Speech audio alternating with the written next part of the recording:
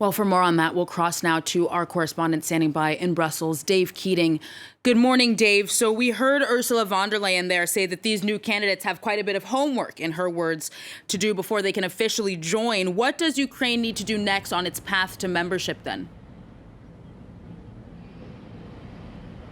Yeah, this is just a first step. It's a really important step because it's the EU saying we can envision Ukraine being a member of the European Union one day, but there are many steps to come afterwards. So now that this candidacy status has been approved, the next step would be actually starting those accession talks. And last week in its recommendation, the Commission issued a series of conditions that Ukraine would need to meet in order for those accession talks to start. Now, this includes fixes to the economy to bring it up to market economy status. This includes tackling corruption, reforming the judiciary, and the consensus is really that you couldn't do these reforms in wartime. So the first hurdle is going to be that the war needs to end before Ukraine can really seriously start working on the reforms necessary to reach the next step in the accession process, which is starting the accession talks.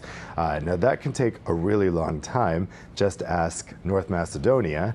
They have been in this accession process for 18 years and still haven't started their talks. But that's kind of because of exceptional circumstances.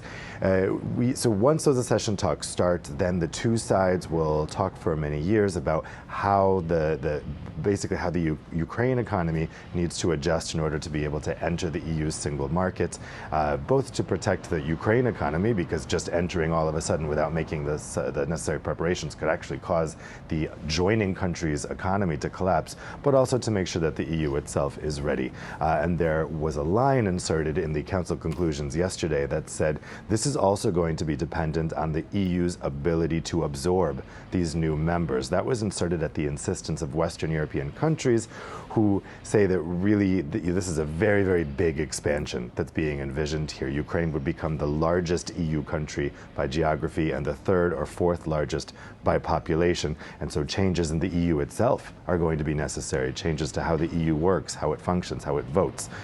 So we're probably looking at something around 10 years. That's the amount of time it took Poland to go through this process, and Poland has a pretty similar background to Ukraine. Of course, this recommendation and then granting of candidate status came in record time, so it's always possible that could be sped up. And Dave, so the meeting amongst EU leaders is going to continue this Friday. What can we expect to see today then? Yeah, this morning they're going to start talking about the worrying economic and energy issues that the European Union is facing, what with rising inflation and also the threat of Russia cutting off the gas supply.